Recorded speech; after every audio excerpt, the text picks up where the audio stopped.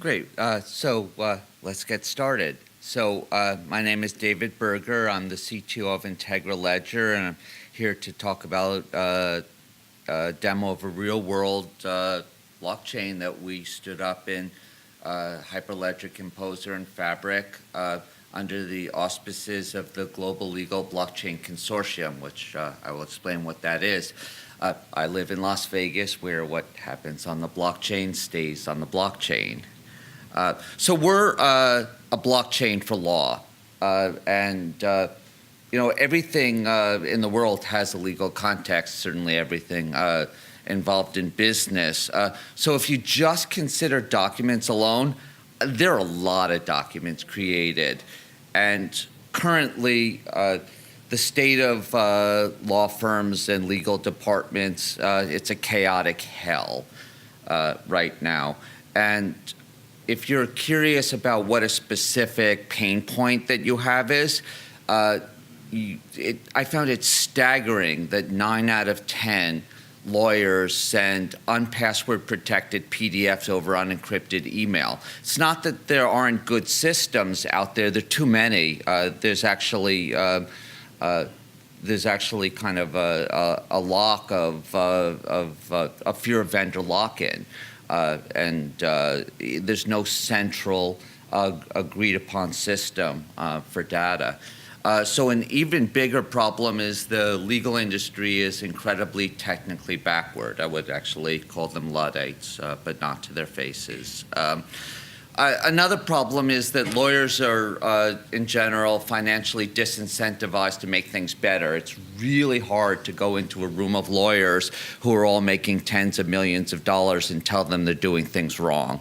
There are also some weird problems where law firms are formed as these limited partnerships and the tech budget comes out of their pockets.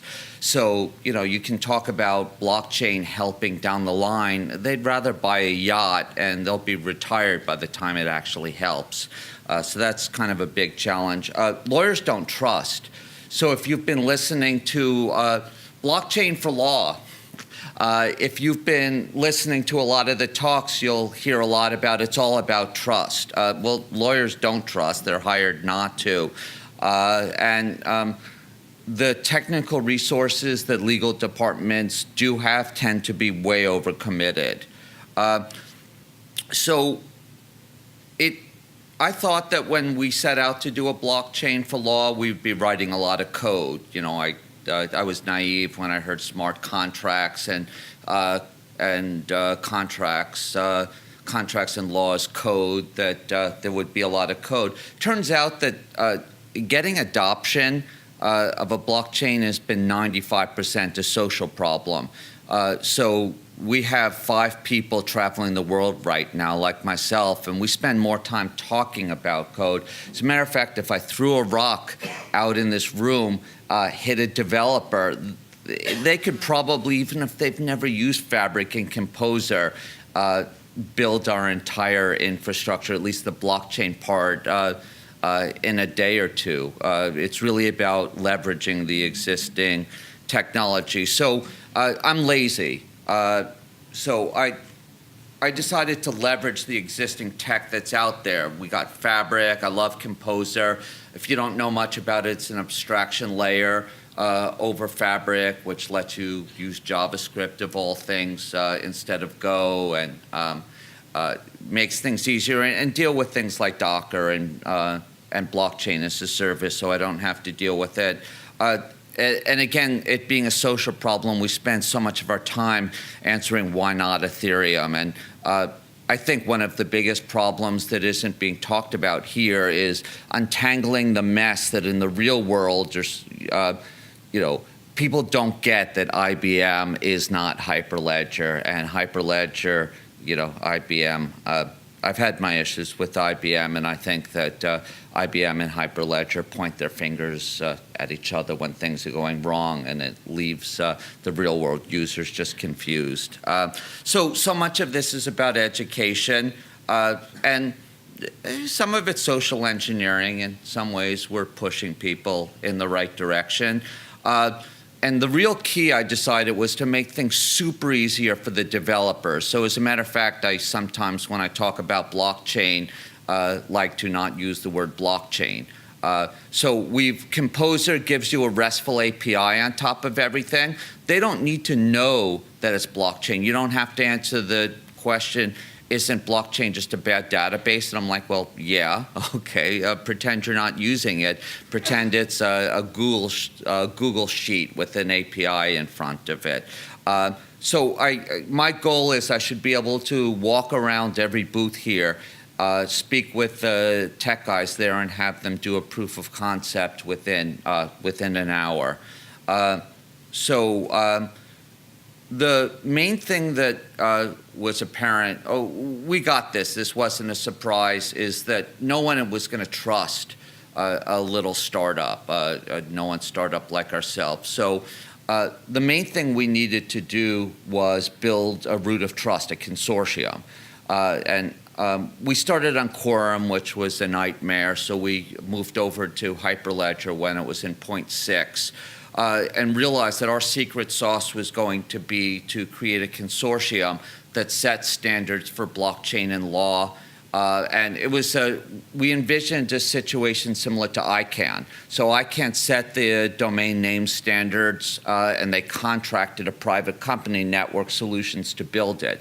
So our goal was to build this infrastructure, and the more we went out there and started talking about use cases, we started narrowing what we were actually going to offer. So the real secret sauce is that the Global Legal Blockchain Consortium, which we're at 160 members now, and I'll talk more about in a second, acts as the global root of trust. Simply, we're still getting the technical advisory board and the board of directors, because it's an independent company now, to approve the standards. But simply having a key registry system that can be trusted. One of my goals here was, I had met Drummond Reed way back.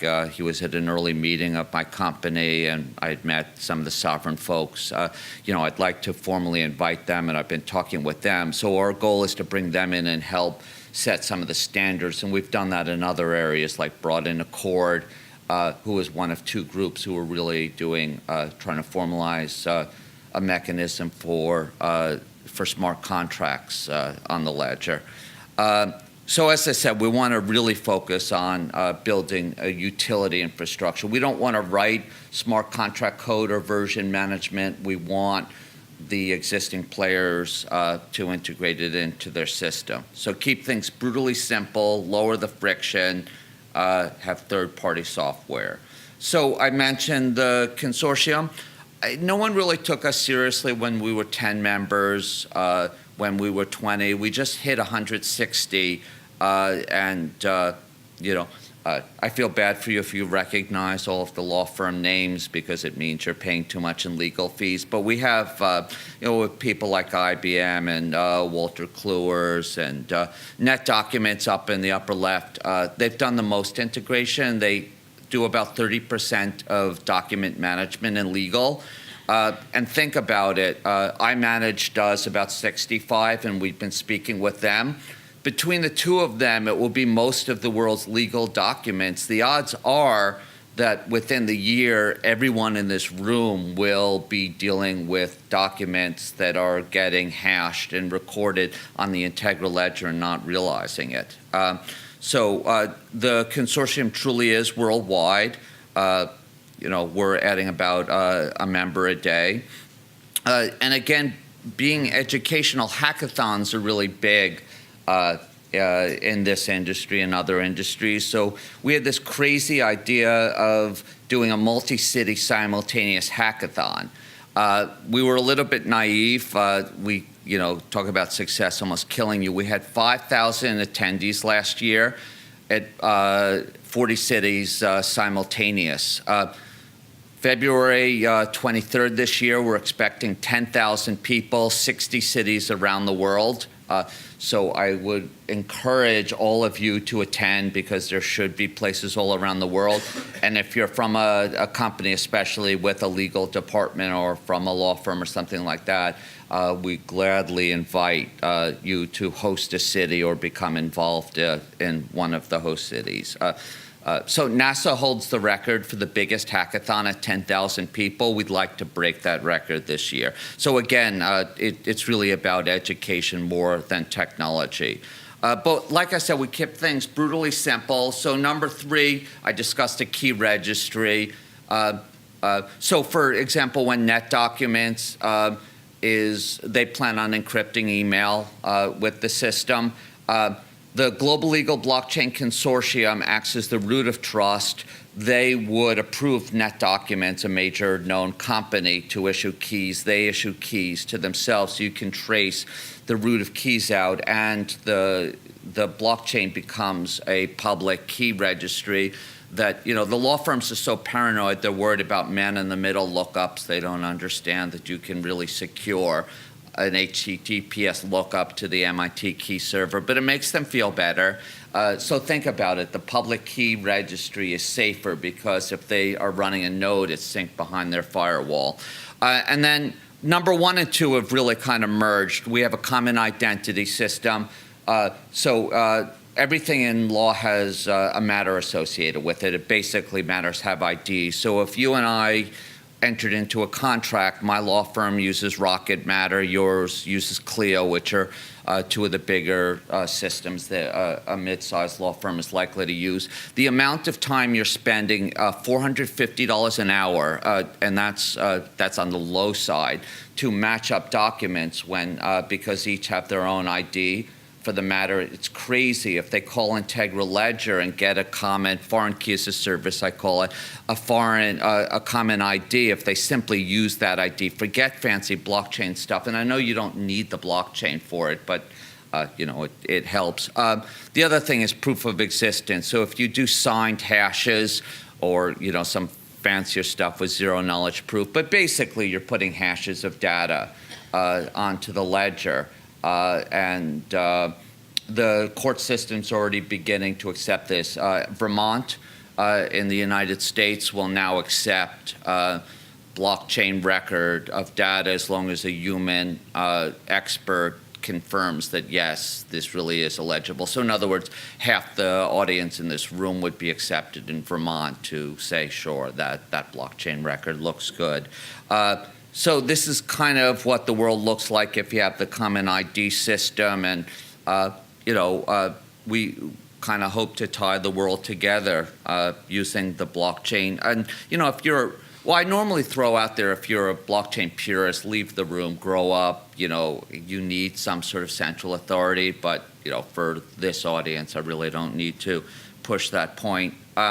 The economics. So we were talking with Thomson Reuters, who is one of the biggest providers of legal tech stuff, and putting hashes of documents is a common use case. So they internally were playing with it on Ethereum, and I'm quoting them because I think they got the numbers a little bit wrong. They were saying it costs about 15 cents a transaction on average and about 30 minutes to commit. That seemed a little bit high, but you get the point. It takes time.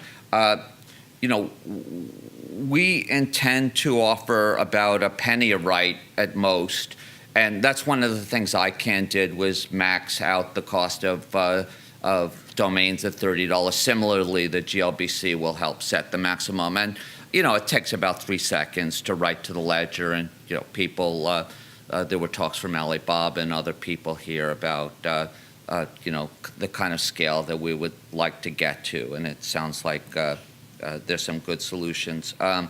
So as I said, we're using the magic of Composer. Again, if you haven't used Composer, you define the network with their data description language, and they designed it so that a non-programmer could crank out the data models, and you have what looks like stored procedures. You're writing in JavaScript, and you're able to crank things together. You then run an IBM open source tool called Loopback, which generates you the API, and this is just a Swagger description. So again, if anyone here is a web programmer, even if they haven't had much time to dive into the web, you can get here quicker. I got lazy. I decided not to. You can customize Loopback to control access and everything. I got really lazy. I just threw up the default Composer network, hid that behind a firewall, and opened up a secure connection from Azure's API management. So now. And Azure's whole API key system where you can invite a developer in is a little bit ghetto. It's kind of new, but someone can go and request a key right now and be writing to the ledger in 10 minutes. So I invite anyone here, find me or find IntegraLedger.com, and if you can't find the place to request an API key, our website sucks, and let me know. And you could request a key and be writing data quickly. The one kind of thing I contributed to this beyond, this isn't staggering tech, but I had this fun idea that that since lawyers were so conservative, and resistant to new technology, what were they used to doing? And the lawyers now all accept DocuSign or Adobe Sign, and they don't really question it, even though I didn't know too much about the details until fairly recently when I looked into it. Turns out you sign a PDF there's an area that's marked off for the signature. There's a standard header that says what byte range it is.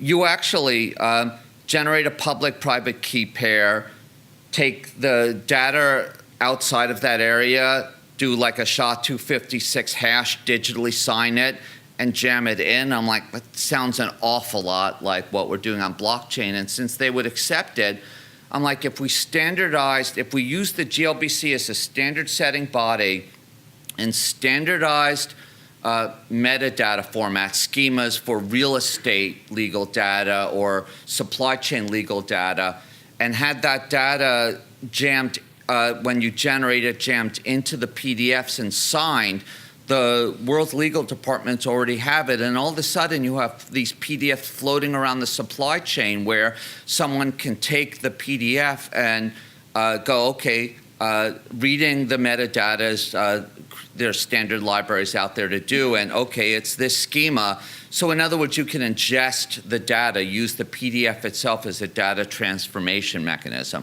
So that's an example of what I thought to do with it. So, I have a recording of it, but I'm gonna give this a shot showing it live. This is supposed to be a demo. I'm sorry, what's on my screen is not what you guys are seeing. Okay, this is. Okay, so we have integration with other third-party products like Thomson Reuters Contract Express. We did a demo with them. So that's more likely what they use for real. But I quickly knocked off an Angular, a one-page Angular form. So I'm going to be crazy and put my own personal information here, even though it's getting written publicly to the ledger. So I may get spammed. And as I said, I live in Las Vegas. So what we did here was, so my company, we've raised like $1 or $2 million, a standard safe investment form, which you may be familiar with. So I actually took the safe investment form and I wrote some quick code to build a template server side where when I submit this, server side is going to merge this information into the Microsoft Word document, PDF it, blockchain the data, and then I'm going to show you another piece that's kind of cool. So this is kind of what we imagine a bunch of other people doing. And since this is all about workflows, I've actually triggered it server side to send me an email, and it normally takes about a minute to generate and route. So this is one that I did right before. So you'll notice a QR code there. I I sometimes print out this and have people QR code, and they get too carried away. It's a convenience, but having things URL addressable is really good. So I'm not going to QR code it. You guys would appreciate that. But if I close this up and open it up in Acrobat, you'll see something really cool. And well, one, if you go through the document, you'll see some of my data has been inserted in, David Berger, et cetera, et cetera. But here's the really cool part. I've actually taken the metadata. Now, I put the data just loosely, name, value, pairs. Going into the future, the technical advisory board will set a schema, so this will be more structured. But you get the idea. All of a sudden, the data's there and it's been signed. And we showed this, and everyone goes, well, that's kind of nice. Going into the future, once the integrations are there, that will help. But so we show this in real estate, for example, and the question comes, what about the billions of documents that are already there? So this is where we do integrations with things using machine learning. So I'm going to show you something that I integrated with an API called Diligent, but we were speaking with Kira a couple of days ago, who are really the dominant player, and we've spoken with Watson. One of the founder of Watson Legal is actually one of our advisors. So let me choose a lease agreement. And I actually generated this lease agreement off LegalZoom. So I went in and created a real world lease agreement. And if I submit this, I'm submitting the PDF up to the server. It's then getting submitted to Diligent. It's extracting the data out of it. So I sent it a list of terms I was looking for: rent amount, security deposit. So all of a sudden, this has taken a digital document that had no traceability in it. We've extracted the data and blockchained it. And Diligent and other similar systems can OCR stuff too. So you can scan the paper documents of the world and all of a sudden extract the data. So we believe fully computable smart contracts are years away, but we believe this is an intermediate. We call them, again, smart documents as opposed to smart contracts. And we believe that you'll be able to get computable fields for things like automated cap tables. But in the same way that grabbing data, hashing it, putting it on a commonly accepted ledger just for proof of existence, again, we're not storing the documents, that this same sort of thing can be applied to most of what people are talking about. Healthcare, records, auto, finance has been discussed, and as I said, by leveraging the Hyperledger tools, if you guys are familiar with Composer, they have this little web-based authoring environment and simulated blockchain. They simulate the blockchain in like local storage and stuff. I actually wrote the Integra Ledger when I was learning Composer in an afternoon. I've not changed it. It's kind of crazy that over a year ago I sat down and followed a tutorial and wrote our production level software. This is running on the IBM cloud. This is live. This is usable today. So that's kind of a testament to just how good the Hyperledger stuff is. As I said, our goal is to not write the software. So Cert Manager, if you get process served, there are requirements, at least in the US, in jurisdictions for having a paper and a printed copy, because there's a lot of fraud for the servers. Cert Manager is the #1 provider. Well, people would question, that they're manipulating the data. So they set the record at a 40-minute integration because it was a single API call out of their data layer. So if you want to see a real-world use of blockchain, go to Manhattan, break the law, and wait until you get process served, and the information that you're handed on a piece of paper will also be backed up on the ledger.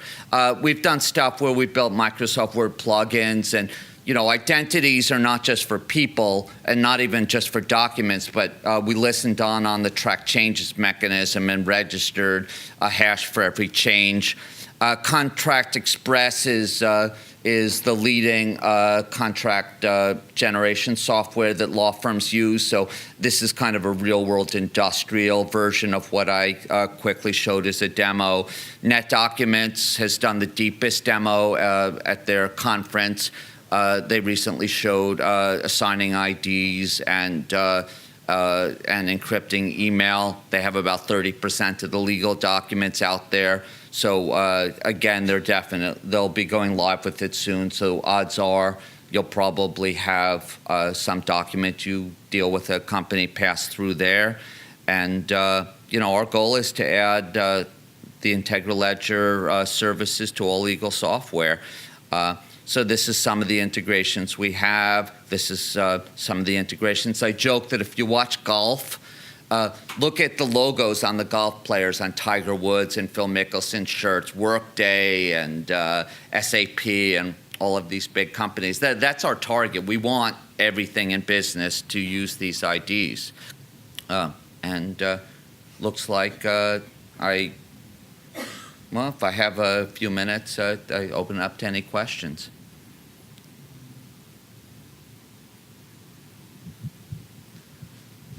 Is this being used by any Is this being used by any legal department or law firm actually in use as opposed to POC?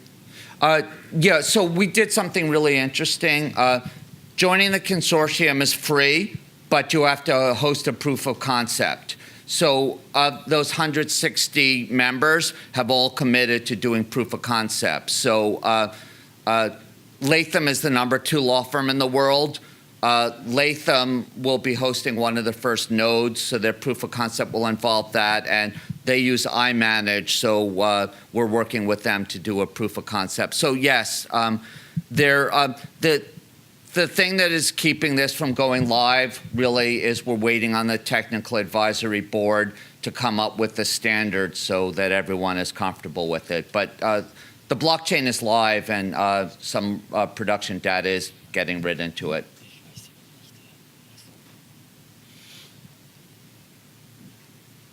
Okay, well, if there are no other questions, grab me when I'm around. And again, I invite all of you to join the hackathon and have your organizations join the consortium and help contribute to the legal blockchain standards.